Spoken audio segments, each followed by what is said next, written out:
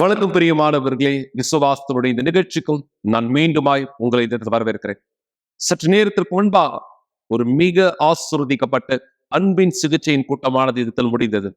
மிக நிச்சயம் இந்த நிகழ்ச்சியிலே, இந்த கூட்டத்திலே தம்பதியர்கள் இந்த பலர் தேவனுடைய வார்த்தையின் வழி நடத்துதலில் ஆசிர்வதிக்கப்பட்டாங்க.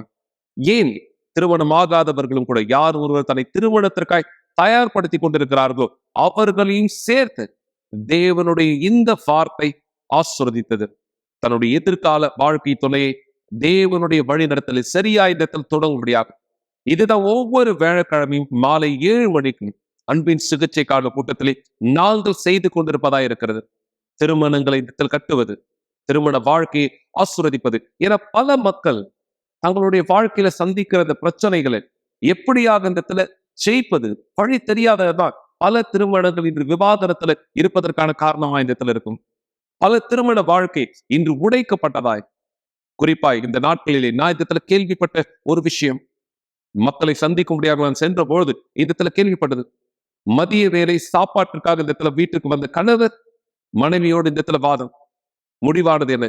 இருவருமே இந்த இடத்துல இறந்தாங்க. இதை குறித்து விளக்கமா இந்த இடத்துல பேச விரும்பல. ஆனா யோசிச்சு பாருங்க, ஒரு சாப்பாட்டு பிரச்சனை எப்படியாக இந்த இடத்தில் மரணத்தை கொண்டு வந்ததா இடத்துல இருக்கிறது. என திருமணத்திலே மக்கள் சந்திக்கிற பிரச்சனையை ஜெயிக்க தெரியாதவராய் பல வழிகளில் தவறான முடிவுகள் இடத்தில் எடுக்கிறவராக இடத்துல இருக்காங்க. தவறான முடிவுகள் எடுக்கிறவராக. எனவேதான் தேவன் உங்களுடைய திருமணங்களை ஆசிர்வதிக்கும்படியான வழியை காண்பித்ததினாலே ஒவ்வொரு வியாழக்கிழமை யூனிவர்சல் ஆலயத்தில் அன்பின் சிகிச்சைக்கான கூட்டத்தை நாம் செய்து கொண்டிருக்கிறோம். அதனுடைய வரிசையில தான் நீங்க பார்க்க போகிற இந்த சாட்சியும் கூட.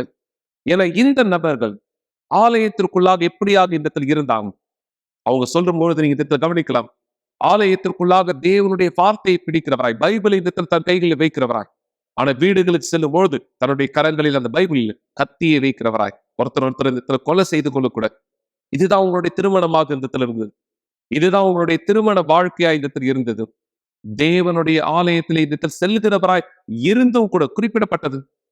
ஆனா எப்பொழுது தன்னுடைய திருமணத்தை தேவனுடைய வழிகளில் சரியானதாய் மாற்றிக்கொள்ள தீர்மானித்தார்களோ, இன்று இந்த நாள் இவர்களுடைய திருமணம் என்னவாக இருக்கிறது. நீங்களே இந்த சாட்சியிலிருந்து தெரிந்து கொள்ளுங்கள். ஆலயத்துக்குள்ளாக பைபிள் எங்களுடைய கையில இருந்தது. ஆனா வீட்ல அது ஒரு கத்தியா இருக்கும். நாங்கள் ஒரு போலியான தம்பதியராய் இருந்தோம்.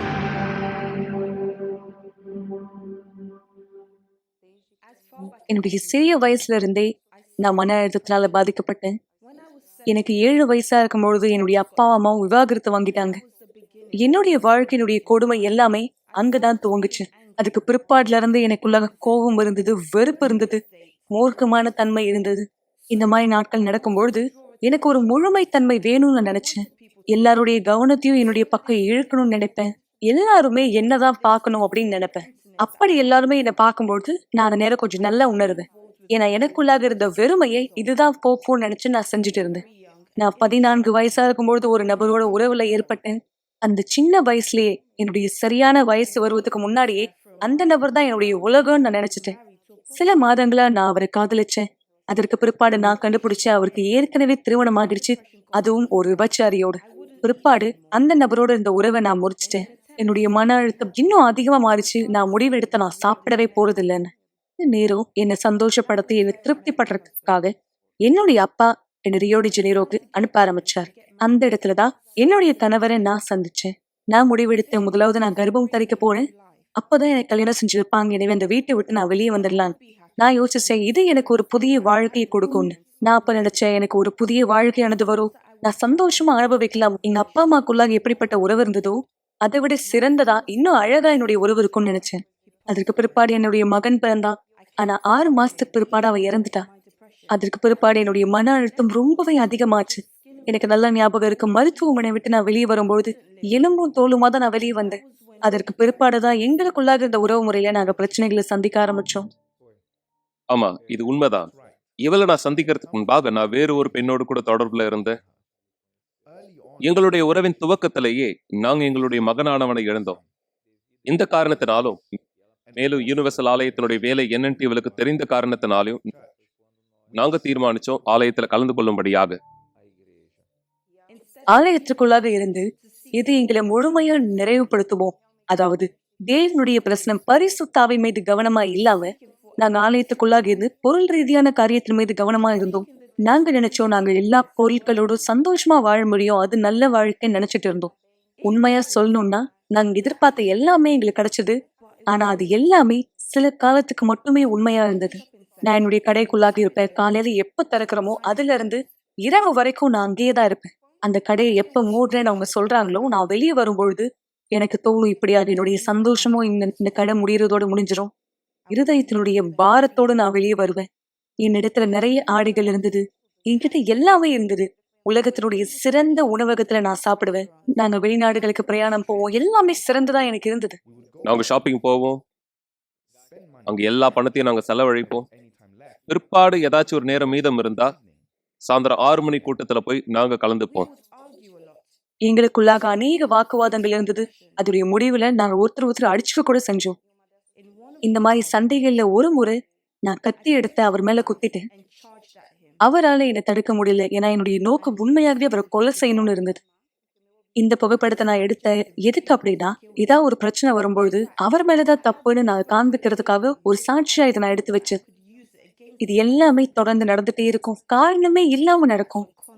இப்ப நாங்க இதை பத்தி யோசிக்கிறோம் அப்படின்னா எதுக்காக நான் இப்படி செஞ்சோன்னு எங்களுக்கு ஞாபகம் இல்லை. இப்போன்னு இல்லை, எப்போ எங்களுக்குள்ளாக சண்டை வந்தாலும் அந்த சண்டையினுடைய முடிவுல இந்த சண்டை எங்க ஆரம்பிச்சது 2 பேருக்குமே தெரியாது. வீட்டிற்குள்ளாக இருந்த சூழ்நிலையானது ஒண்ணு, ஆனா வெளிப்புறத்துல ஒரு அருமையான தம்பதியரா, ஒரு சிறந்த குடும்பமா எங்களை நாங்க காமிச்சுக்கிட்டோம். இது இப்படியாகதான் வெளியே தெரிஞ்சது. ஒரு அழகான குடும்பம், எல்லாமே இவங்களுக்கு இருக்க போல. ஆனா உண்மையில சொல்லணும்னா எதுவுமே எங்க கிட்ட இல்ல. ஆலயத்திற்குள்ளாக 6 வருஷமா நாங்க இப்படிதான் இருந்தோம். நாங்க ஆலயத்திற்குள்ளாக பரிசுத்தாவியரை பத்தி கேள்விப்பட்டோம், அவருக்கு முக்கியத்துவம் கொடுக்கணும்னு கத்துக்கிட்டோம், அவர் தேடணும், எல்லாத்தையுமே நாங்க ஆலயத்துல தெரிஞ்சுக்கிட்டோம். ஆனா அதை பத்தி எப்பவுமே நாங்க யோசிச்சதே கிடையாது. அதற்கு பிற்பாடுதான் ஊரடங்கு வந்தது.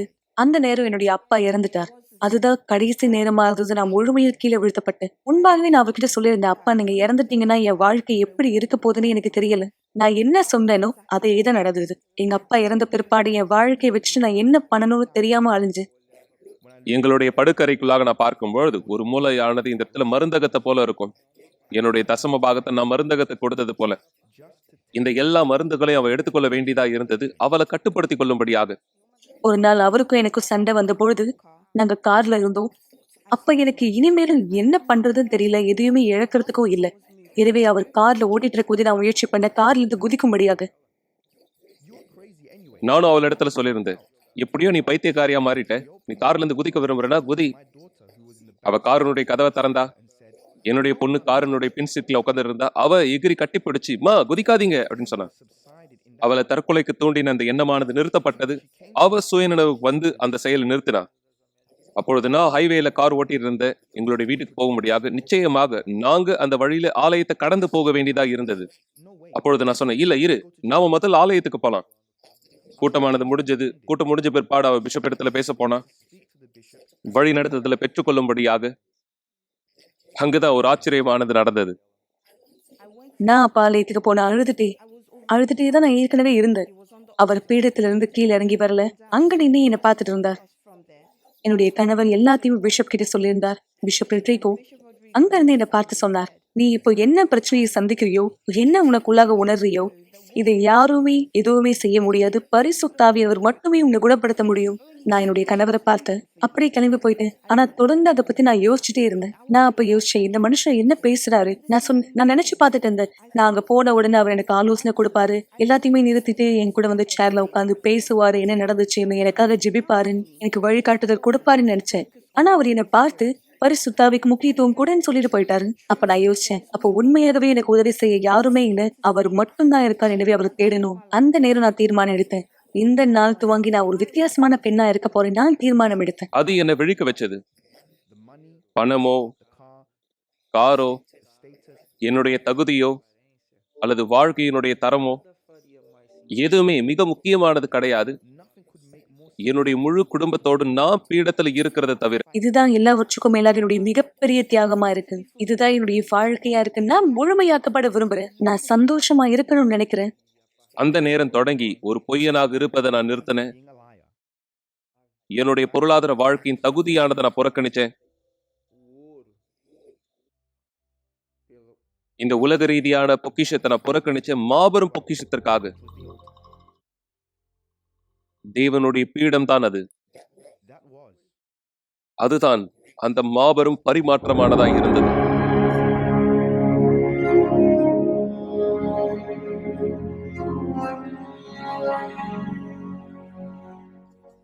எல்லாவற்றையுமே நான் பீடத்து மேல அர்ப்பணிச்சிட்டேன். அதற்கு பிற்பாடு நான் இறங்கி வந்து சொன்ன, தேவனே, இப்போ முழுமையாகவே நான் உங்களுடையவளா இருக்கேன். இதற்கு பிற்பாடு நான் கீழே இறங்கி வந்து பரிசுத்தாவியவர் தேடும் பொழுது, பீடத்து மேல காலை வைக்கும் பொழுதே நான் அவருடைய ஆவியை பெற்றுக்கொண்டேன். நான் பெற்றுக்கொண்டு சந்தோஷம், சமாதானம், அது ஒரு பொழுதும் வேற எந்த இடத்துலயுமே நான் அனுபவிச்சது கிடையாது. கண்டிப்பா இது கற்பவர நாட்கள்ல எல்லாத்துலயுமே நான் அதை அனுபவிச்சேன். ஏன்னா அது முடிவே இல்லாத சமாதானமா இருக்கு. ஒரு விருப்பமானது இருந்தது, சந்தோஷம், இந்த வாழ்க்கையை நான் வாழ்வதற்கு. என்னை சுத்தி என்ன நடந்தாலுமே சரி, இது எனக்குள்ளாக தொடர்ந்து இருந்தது. வருடத்தினுடைய அந்த கடைசி நேரத்துல நான் திருவிருந்துல பங்கேற்ற போது உடனடியாக நான் ஒரு நேர்மையான ஜெபத்தை செய்த பொழுது நான் பரிசுத்தாவின் அபிஷேகத்தை பெற்றுக்கொண்டேன். அது என்னுடைய வாழ்க்கையின் ஒரு திருப்பு முனையாக இருந்தது, ஒரு மாற்றமாக. ஏனென்றால் ஒரு நேர்மையான ஜெபம் சொல்லும் பொழுது அழகான வார்த்தைகளை பயன்படுத்தி செய்யணுன்றது கிடையாது. இது மிகவும் எளிமையானது. தேவன் அழகான வார்த்தைகளை கேட்கணும்னு விரும்புறாரா? ஆம், கேட்பார். ஆனால் உண்மையாகவே, மெய்யாகவே நீங்கள் மாற வேண்டுமே ஆனால் இது மிகவும் எளிமையாகவும் நேர்மையாகவும் செய்யப்பட வேண்டிய ஜெபமாயிருக்கிறது. அந்த நாள் துவங்கி உண்மையாகவே நாங்க இருவரும் சேர்ந்து வேலை செய்தோம். முதல் முறையா இப்படி நடந்தது.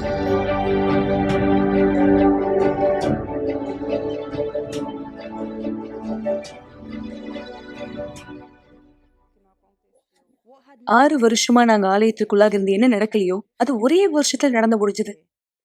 இன்னைக்கு எங்களுக்கு குடும்பம் இருக்கு. அது மிகவும் சரியான குடும்பம் கிடையாது, ஆனாலும் மிகவும் சரியான பக்கத்திற்கு நெருக்கத்துல இருக்கு. நாங்க சந்தோஷமா வாழ்றோம். என்னுடைய கணவர் எங்களோட இருக்கிறதுல விருப்பமா இருக்கா. நாங்க ஒரு நிறுவனம் நடத்திட்டு இருக்கோம். தேவனுடைய மகிமையால அது ரொம்பவே அழகா போயிட்டு இருக்கு. இன்னைக்கு நாங்க ஆலயத்துல இருக்கோம், மீட்பு பணியினுடைய குழுவுல. நாங்க எதை பெற்றுக்கொண்டோமோ அது எல்லாருக்கும் கொடுக்கறதுக்காக நாங்க இந்த இடத்துல இருக்கோம். தேவன் எங்களுடைய எல்லா தேவைகளையும் அவர் பார்த்துக் கொள்கிறார். நாங்கள் எதுவும் இழந்து போக அவர் அனுமதிப்பது கிடையாது. நான் எனக்குள்ளாக இப்படியான ஒரு ஜெபத்தை சுமந்து கொண்டிருக்கிறேன். நான் தேவனிடத்துல கேட்டேன், தேவன் எனக்கு அதிகம் கொடுக்க வேண்டாம், அதனால் நான் வழி தவறி போகாமல் இருப்பேன். அதே போல் எனக்கு குறைவானதையும் கொடுக்க வேண்டாம், நான் திருடாதபடிக்கு. ஆனால் எனக்கு எது போதுமானதோ அதை நீர் எனக்காய் கொடும். நாங்க தொடர்ந்து அவருடைய பிரச்சனத்துல இருப்போம். கவலைப்படுவதை நிறுத்துங்கள் என்ற நிகழ்ச்சியை பார்த்து கொண்டிருப்பதற்கு மிக்க நன்றி. கூட்டம் முடிந்த பிற்பாடும் நீங்கள் எங்களை தொடர்பு கொள்ளலாம். மறந்து விடாதீர்கள், எங்களுடைய எண் 9346387338. நன்றி. நான் சொன்னது இந்த நபருடைய வாயிலிருந்தே நீங்க கேட்டீங்க. என சரியா இதுதான் இவங்களுடைய வாழ்க்கையாக இடத்தில் இருந்தது. மக்களே, இதுதான் சரியா இவருடைய வாழ்க்கையாக இடத்தில் இருந்தது. ஆலயத்திற்குள்ளாக பைபிளை இடத்துல தன் கைகளை பிடிக்கிறவராய், வீடுகளிலே கத்திகளை இடத்துல பிடித்துக் கொண்டிருக்கிறவராய். ஆனா இன்று இந்த திருமணம் முற்றிலும் ஆசீர்வதிக்கப்பட்ட திருமணமானதா இடத்துல இருக்கிறது. தேவனுடைய சமாதானம், தேவனுடைய பாதுகாப்பு, தேவனுடைய பலன், தேவனுடைய வழி நடத்துதல் இந்த திருமணத்திற்கானதா இடத்துல இருக்கு. ஆனா யோசிங்க, மக்கள் தங்களுடைய வாழ்க்கையில சந்திக்கிற பிரச்சனைகளை ஜெயிக்காத ஒருவராய் இருக்கும் பொழுதும், அவங்க வாழ்க்கையில கடந்து போகிற சூழ்நிலைகளை ஜெயிக்க வழி தெரியாதவராய் இருக்கும்போது எப்படி அதை ஜெயிக்க முடியும்? என பல மக்களுக்கு வித்தியாசமானது தெரியல. சரீரபூர்வமாய் சந்திக்கிற பிரச்சனைக்கும் ஆவிக்குரிய விதத்திலே ஒரு நபர் பாதிக்கப்பட்டதாய் இருப்பதற்கும் வித்தியாசத்தை தெரிந்து கொள்ளாத மக்கள். ஆம், அசுத்தங்களால் உருவாக்கப்படக்கூடிய பிரச்சனைகளும் உண்டு. உங்களுடைய சொந்த மாமிச பலத்தினால் நீங்க இடத்துல தேவையில்லாத பிரச்சனைகள் உருவாக்குவதும் இந்த இடத்துல உண்டு. இரண்டும் வித்தியாசமானது. அசுத்தத்தால் உண்டு பண்ணக்கூடியது உங்கள் ஆத்துமாவை, உங்கள் வாழ்க்கையை அழிக்க, நரகத்தை கொண்டு செல்ல. சில நேரம் இடத்துல சின்ன சின்ன விஷயம் புரிந்து கொள்ளா தன்மை, வீண்வாதம், நான் பெருசா நீ பெருசா இந்த பார்க்கிறது, இப்படியான பிரச்சனைகள் இந்த இடத்துல இருக்கு. எனவேதான் நீங்க வித்தியாசத்தை புரிந்து கொள்ள வேண்டும். எது அசுத்தத்தாலே உண்டாக்கப்படக்கூடியது, அதனுடைய அடையாளங்களானது என்ன? நீங்க இந்த இடத்துல இந்த 10 அடையாளங்கள் இந்த இடத்துல புரிந்து கொள்ள முடியாது. இதை பாருங்க. நாளை தினம் கூட நம்முடைய ஆலயத்தில் இந்த சிறப்பான விடுதலைக்கான கூட்டத்தை நான் செய்யும்படியாக என பல மக்கள் இந்த இடத்துல கேட்கிறாங்க, பாச அமாவாசை ஜெபம் எப்பொழுது உங்களுடைய ஆலயத்துல? நீங்க புரிந்து கொள்ளு, அமாவாசை மாசத்துக்கு ஒரு முறையோ அல்லது இந்த இடத்துல ஒரு குறிப்பிட்ட தேதியை மட்டும் விடுதலைக்காக நாம் இந்த இடத்துல ஜெபிப்பதில்லை. ஒவ்வொரு வெள்ளிக்கிழமையும் நாம் இந்த விசுவாசத்தில் இணைகிறோம். எல்லா தலைமை அசுத்தம் முதல் பலகீனமான சுத்தம் வரை நம்முடைய கால்களின் கீழாக மிதிக்கும்படியாக இதுதான் ஆலயத்தில் ஒவ்வொரு வெள்ளிக்கிழமை நடக்கக்கூடியதா இருக்கு. பிசாசானவன் இந்த மண்டியிடும்படியாக தேவன் நாமத்தை நாம் இந்த பயன்படுத்துகிறோம். இந்த எல்லா அசுத்தத்தினுடைய வேலைகளை இந்த கட்டும்படி. எனவே நீங்களும் உங்களுடைய குடும்பத்தாரோ ஆவிக்குரிய பிரச்சனைகளால் பாதிக்கப்பட்ட ஒருவராக இந்த இருப்பீர்களா? நீங்க எங்களோட இணைய வரவேற்கப்படுறீங்க. இன்னொரு கூட்டத்திலே கலந்து கொள்ளும்படியாக அல்ல, உங்களுடைய விடுதலையை பெற்றுக் கொள்ளும்படியாக. மக்களே, இந்த அசுத்தம் எப்படியாக ஒருவருடைய வாழ்க்கை அழிக்குது, அதனுடைய அடையாளங்களானது என்ன பாருங்கள். இப்பொழுதே உங்களால் தூங்க முடியவில்லை, ஆனால் அலாரம் ஆஃப் ஆகி விடுகிறது. பிற்பாடு மிக அலுவலான வேலையை செய்ய நீங்கள் தூங்குகிறீர்கள். ஏராளமான காஃபி, எனர்ஜி ட்ரிங்கை உட்கொண்டு அந்த நாளை நீங்கள் கடந்து செல்கிறீர்கள். இழந்தவராய் இப்படியாவது அவங்க வாழ்க்கை சென்ற வருடம் முழுவதும் இருந்தது. நாளை உறங்க முடியவில்லை என்பது சாதாரணமான ஒரு விஷயம் அல்ல. இது மாத்திரம் நீங்கள் சந்திக்கிற பிரச்சனைகள் அல்ல. வீட்டில் நீங்கள் பார்க்கிற அந்த நிழல்களை பற்றி என்ன சொல்வது? அப்படி அதிலிருந்து நீங்கள் விடுபட போகிறீர்கள். மீண்டும் நேற்று ராத்திரி உடலில் அழுத்தத்தை உணர்ந்தீர்கள், இருக்கப்படுவதை போல உணர்ந்தீர்கள். தூக்கத்திலே முரமானதைப் போல உங்களால் அசையவோ அல்லது கத்தவோ கூட முடியவில்லை. உங்கள் உயிரே கூட போகக்கூடிய அளவிற்கு காலை வேலை வருகிறது, மீண்டும் அலாரம் ஆஃப் ஆகிறது. நீங்கள் பரபரப்பான அலுவலை மீண்டும் துவங்குகிறீர்கள். இது பேசுவதற்கு மிக கடினமான ஒரு சூழ்நிலை. இந்த வழக்கமான தொடர்கதை விட்டு வெளியே வர வழி உண்டா? டிவி தானாகவே ஆஃப் ஆகி விடுகிறது. வீட்டில் தனியே இருந்தாலும் கூட யாரோ ஒருத்தர் உங்கள் பொருளை மாற்றி மாற்றி வைக்கிறார்கள். நீங்கள் ஆவிக்குரிய தாக்குதலுக்கு பாதிக்கப்பட்டுகிறீர்கள். இது 5வது தடவை இந்த மாதம் பதற்றத்திற்கான மாத்திரை வாங்க நீங்கள் மருந்து கடைக்கு சென்றது. இந்த மாதத்திலே அதிர்ச்சி தாக்குதலில் இருந்து உங்களை காத்துக் கொள்ளும்படி இறந்து போன குடும்பம் ஒருத்தர் உங்களோடு பேசுவதை போன்ற குரல்களை கேட்கலாம். இது இனி உங்கள் வாழ்க்கையாய் ஒருபோதும் இருக்கக்கூடாது. ஒவ்வொரு வெள்ளிக்கிழமையும் எங்களோடு இணையுங்கள். இந்த தொடர் சங்கிலியில் ஆவிக்குரிய அழுத்தத்திலிருந்து விடுபட 282 அண்ணா சாலை, சென்னையில்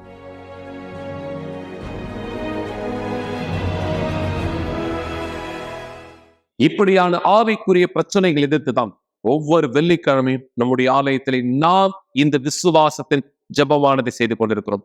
பிசாசானவன் விழும்படியாக உங்களுடைய வாழ்க்கை எந்த விதமான ஆவிக்குரிய பிரச்சனைகள் எதிர்த்து சிக்கொண்டிருந்தாலும் எல்லா பிரச்சனைகளுக்கு தீர்வு உண்டு என தேவன் சகலத்தையும் செய்தவராய், செய்கிறவராய், வல்லமை படைத்தவராய் இருக்கிறார். என்னுடைய வாழ்க்கையில செய்வனைகள் இருக்கு, என்னுடைய வாழ்க்கையில சாபங்கள் இருக்கு, என்னுடைய வாழ்க்கையில பல கடினங்கள், பல போராட்டங்களை நான் சந்தித்துக் கொண்டிருக்கிறேன்.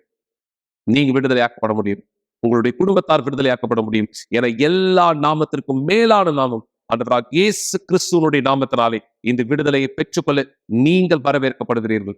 நாம் முன்பு பேசின இந்த வார்த்தையை தொடரும்படியாக திருமணம். பல மக்கள் தங்களுடைய வாழ்க்கையில சந்திக்கிற மிகப்பெரிய பிரச்சனை திருமண பிரச்சனை. பண பிரச்சனைன்றதை விட இந்த திருமணத்தினாலே இந்த சந்திக்கிற பல சூழ்நிலைகள் மக்களுடைய வாழ்க்கை ஆத்மாவை அழிக்கும்படியாக கூட இந்த இருக்கிறது. இன்னொரு சாட்சியை நீங்க இந்த பாருங்க. இந்த நபர் மன அழுத்தத்தினால் பாதிக்கப்பட்டார். இந்த மன அழுத்தத்தினால் இவருடைய திருமணமும் விதத்தில் பாதிக்கப்பட்டது. திருமண வாழ்க்கையிலே பிரச்சனைகளை உருவாக்கக்கூடிய ஒரு கணவராய்தான் இவர் இந்த இருந்தார். ஆனா தேவன் இவருக்கு இந்த கொடுத்த வழியை இவர் பின்பற்றின பொழுது எப்படியாக தன்னுடைய திருமணத்தை மீட்டு இன்று இந்த நாளிலே தன்னுடைய வாழ்க்கையின் ஆசீர்வாதத்திலே இவர் நகர்ந்து கொண்டிருக்கிறார். இவருடைய சாட்சியை பாருங்கள். இந்த சாட்சி இடத்தில் நீங்க பார்த்து மீண்டும் வரும்பொழுது விசுவாசத்திலே நாம் ஒன்றிணையலாம். தேவனுடைய நாமத்திலே இந்த ஆசீர்வாதங்களை உங்களோடு நான் பகிர்ந்து கொள்ளும்படி ஜெபத்திலே இணையலாம். இந்த சாட்சியோடு இந்த தொடரலாம்.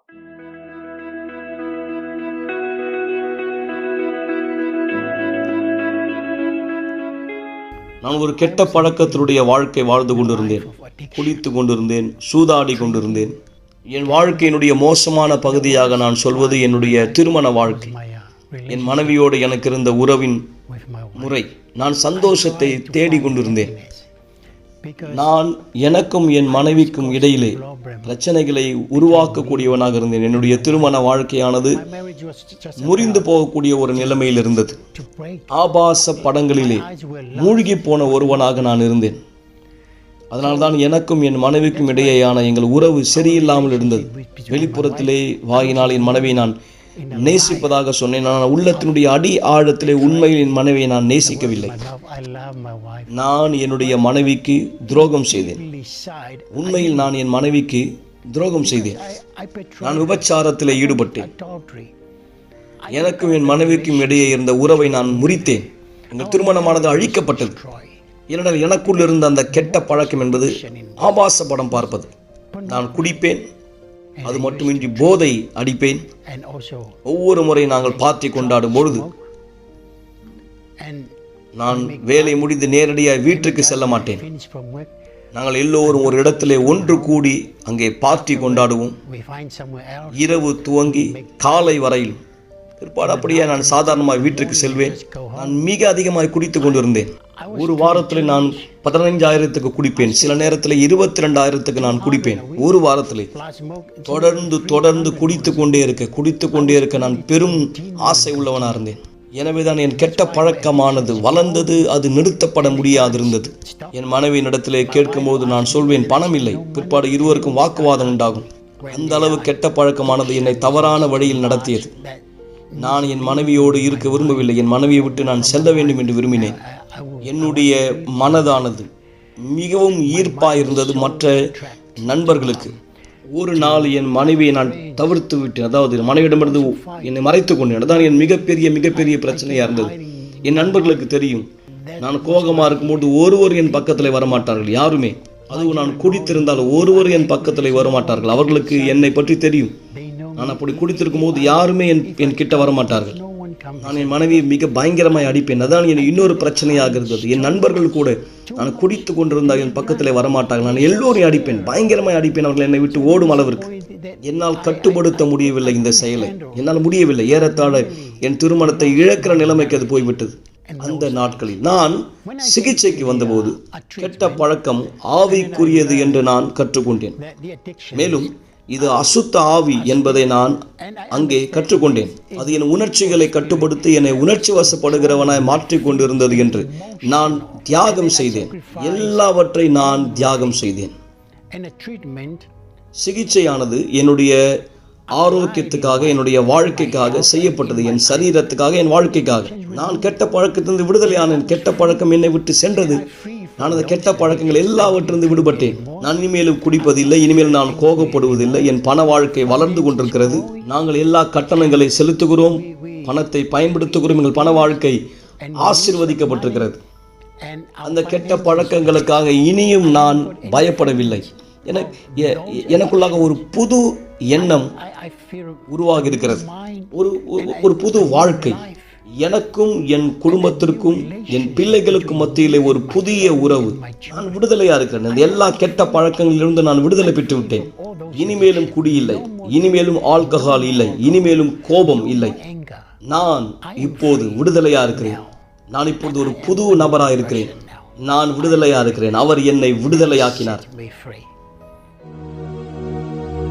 ஒரு கிளாஸ் தண்ணீரை ஆயத்தப்படுத்திக் கொள்ளுங்கள் அல்லது தொலைக்காட்சிக்கு அருகாமையிலே வாருங்கள். இந்த நேரம் உங்களுக்கான ஒரு சிறப்பு ஜெபத்தை நாம் செய்ய போகிறோம்.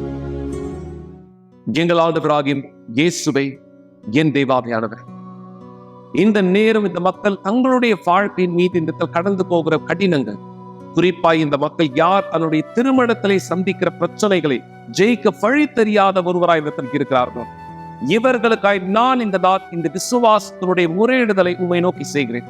இவர்களுடைய திருமணங்கள் மீட்கப்படும்படியாய், இவர்களுடைய திருமண வாழ்க்கையில் இவர்கள் கடந்து போகிற கடினங்கள், சூழ்நிலைகள் என்னவாக இருந்தாலும் அந்த எல்லா அசுத்த வேலைகளையும் இறைக்கப்படட்டும்.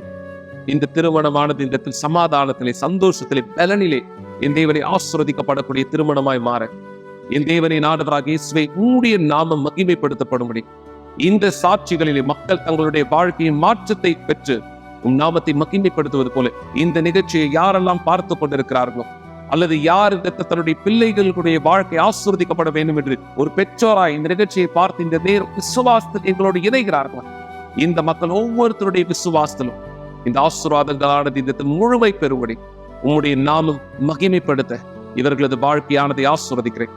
இவர்களுடைய வழிகளை உடைய கைகளில் ஒப்படைக்கிறேன். எங்கள் தேவனே, எங்கள் ஆண்டவராகிய இயேசுவே, எல்லாமே உம் சித்தத்தின்படியாய் இவர்கள் இந்த பதில்களை, ஆசீர்வாதங்களை பெற்றுக் கொள்ளும்படி இவரையும் இவருடைய வாழ்க்கையும் இவருடைய திட்டங்கள் எல்லாவற்றையும் உன் கைகளில் ஒப்படைக்கிறேன். நாம் மகிமைப்படுத்தப்படுவதாய், உம்முடைய சாட்சிகளாய் இவர்கள் ஒவ்வொருவரும் விதத்தில் ஆசீர்வதிக்கப்படுவதாய் எங்கள் தேவன் ஆண்டவராகிய இயேசு கிறிஸ்து பெயராலே ஆமென். தேவன் உங்கள் ஒவ்வொருவரை இந்த ஆசீர்வதிப்பார். தேவனுடைய வல்லமை உங்க வாழ்க்கையில் இந்த வெளிப்படுத்தப்படட்டும். தீங்கு நாட்கள் மிக நிச்சயம் நம்மளை எதிர்த்து வரும். ஆனால் அந்த தீங்கு நாட்களை ஜெயிக்க தேவன் உங்களுக்கான பலனை கொடுப்பார். மறக்காதீர்கள், இந்த தீங்கு நாட்களிலே நீங்கள் எப்படியாய் ஜெயிக்க முடியும்? தேவனோடு இந்த விசுவாசத்தில் நான் உங்களிடத்தில் விடைபெறுகிறேன். நாளை மீண்டும் உங்களோட இடத்தில் விசுவாசத்தில் இணைந்தவனாக இருப்பேன். இயேசுவின் நாமத்தினாலே. தீங்கு நாட்களை நீங்கள் எவ்வாறு சகிப்பீர்கள்? ஏராளமான உபத்திரவங்கள் மற்றும் துன்புறுத்தல்களின் மத்தியிலே நீங்கள் எவ்வாறு நிலைத்திருப்பீர்கள்? நாட்கள் செல்லுகிற தருணம் எப்படி நீங்கள் நிலைத்து நிற்பீர்கள்? எல்லாம் நன்றாக இருக்கும் சமயம் விசுவாசிப்பது என்பது எளிமை. புயலானது அடங்காத ஒரு தருணமாயிருக்கும் சூழ்நிலையில் ஆத்துமாவினுடைய வலி குறையாதிருக்கிற அந்த நேரம் எப்படி? நீங்கள் உங்களை கேட்டிருக்கலாம், எப்படி நான் சமாளிப்பேன்? மிக சரியாய் இதான் நீங்கள் கண்டடைய போவது. இப்போது நீங்கள் செய்யாத ஒன்றிற்காக தண்டிக்கப்படுவதை கற்பனை செய்து பாருங்கள். காட்டிக் கொடுத்தலின் வலியை தாங்குவது, துன்புறுத்தப்படுவது, உங்களை குற்றப்படுத்தினவர்களுக்கு முன்பாக வெளியரங்கமான கோலமாய் நிர்வாணத்தில் நிற்க வைக்கப்படுவது, மனுஷ வேதனையினுடைய உயர்ந்த நிலை. அப்படிப்பட்ட ஒரு அவமானத்தையும் வேதனையும் இயேசு எப்படி சகித்தார்? இங்கேதான் எல்லாமே துவங்கியது. எதுவுமே சாத்தியமாக இருக்காத ஒரு பிதாவினுடைய முத்திரையை ராமர் போயிருந்தார். பரிசுத்த ஆவி.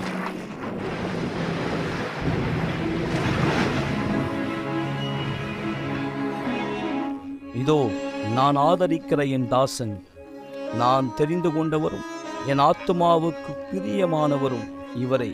என் ஆவியை அவர் மேல் அமர பண்ணுவேன். அவர் புறஜாதிகளுக்கு நியாயத்தை வெளிப்படுத்துவார். இந்த ஒரு அங்கீகரிக்கப்பட்ட ஊழியக்காரனாக மாற ஆண்டவராக இயேசு அபிஷேகிக்கப்பட வேண்டியிருந்தது. பரிசுத்த ஆவியினால் பலப்படுத்தப்பட வேண்டியிருந்தது. இந்த பூமியில் அவர் ஊழியத்தை துவங்குவதற்கு முன்பாய் அவர் எதையுமே சகித்திருக்க முடியாது. அவரும் கூட போது கற்பனை செய்து பாருங்கள், தேவகுமாரனை பரிசுத்த ஆவி பெற வேண்டியிருந்தால் நாம் எப்படி சாதாரண மனுஷர்கள், உண்மையிலே மனுஷர்கள் பரிசுத்த ஆவி பெறுவதனுடைய முக்கியத்துவத்தை குறித்த புரிந்து கொள்ளுதல் இல்லாதிருக்கிறார்கள். அல்லது அவர்கள் சாதாரணமாய் அவரை புறக்கணித்து கொண்டிருக்கலாம். தாவி சாதாரண பாகம் என்று அநேகர் நினைத்துக் கொண்டிருக்கிறார்கள். சூரியல் மாற்றி வைக்கப்பட்ட ஒரு படம் அல்லது ஒரு காதணி. நீங்கள் அவரை பெறாவிட்டாலும் கூட அதனால ஒரு பெரிய பிரச்சனை இல்லை என்பதை போல மக்கள் வாழ்ந்து கொண்டிருக்கிறார்கள். உலகம் இப்படிப்பட்ட ஒரு மாபெரும் அழிவிலே குழப்பத்தில் இருக்கிறது. எல்லாவற்றுக்கும் மேலாக அவர்களுக்குள் இருக்கிற ஆவி என்னவோ அதனுடைய வெளிப்பாடுதான் இது. வாழ்க்கை பிரயாணத்திலே பரிசுத்தாவி பெற்றிருப்பது என்பது ஒரு தேர்வு அல்ல, மாறாக அத்தியாவசியமான ஒன்று. நுரையீரலுக்கு எப்படி ஆக்சிஜன் தேவையோ ஆத்துமாவிற்கு கர்த்தருடைய ஆவி தேவை. உலகத்தை ஜெயிக்க இதுதான் உங்களிடத்திலே குறையாக இருக்கிறது. கடினமான தருணங்கள் வரும். அப்போது மக்கள் உங்களுக்கு தங்கள் முதுகை காண்பிப்பார்கள். அந்த தருணத்தை நீங்கள் பார்ப்பீர்கள், நீங்கள் தனிமையிலே இல்லை என்பதை. இந்த போராட்டங்கள் எல்லாம் உங்களை வெறும் பலமாக்கியது என்பதை காண்பீர்கள். பரிசுத்த ஆவியினாலே நீங்கள் அதி அற்புதமான சக்தியை பெற்றுக்கொள்வீர்கள். அவரை பெற்றவர்கள் யாரோ அவர்கள் உண்மையிலே பலப்படுத்தப்பட்டிருப்பார்கள். இவர்தான் பரிசுத்த ஆவியானவர். பெந்தகோஸ்தே நாளன்று பயம் மிகுந்த கோழைத்தனமான சீஷர்களை துணிச்சலான பயமில்லாத அப்போஸ்தலர்களாக மாற்றினார். இவர்கள் என்னுடைய வார்த்தைக்காக தாங்கள் கொண்டிருந்த அன்பிற்காக தங்கள் வாழ்க்கையை பணைய வைக்கவும் தயாராக இருந்தார்கள். மைதானத்திலே சிங்கங்கள், பசியுள்ள சிங்கங்களுக்கு முன்பாக நிற்கும் போதும் கிறிஸ்தவர்கள் தங்கள் விசுவாசத்தை மறுதளிக்கவில்லை. அல்லது உயிரோடு எரிக்கப்பட போகிற சூழ்நிலைக்கு முன்பாகவும். காரணம், தங்களுக்கு முன்பாய் காத்திருந்த மகிமையை குறித்து அவர்கள் அறிந்திருந்தார்கள். இவர்தான் பரிசுத்த ஆவி உங்களுக்குள் வாசம் செய்ய விரும்புகிறார். உங்களை இந்த பூமியில் அவருக்கு சாட்சியாய் மாற்றி மத்தியிலே நிலைத்து நிற்கக்கூடிய சக்தியை உங்களுக்கு தரும்படி, மேலும் சொல்லப்பட்ட எல்லாம் முடிந்த பிற்பாடு உங்கள் சொந்த ஆத்மாவின் ரட்சிப்பை உறுதிப்படுத்திக் கொள்ளும்படி நிலையை நீங்கள் அடைய முடியும். பரிசுத்த ஆவிதான் எவரையும் விட எதையும் விட இவ்வுலகத்தில் உங்களுக்கு முக்கியமானது என்பதை நீங்கள் உணரும் பொழுது அவர்தான் மிகப்பெரிய விசேஷமான ஒன்று. மற்ற எல்லா ஆசீர்வாதங்களை பார்க்கிறோம். மீதி உள்ளது வெறும் மீதம் மட்டுமே.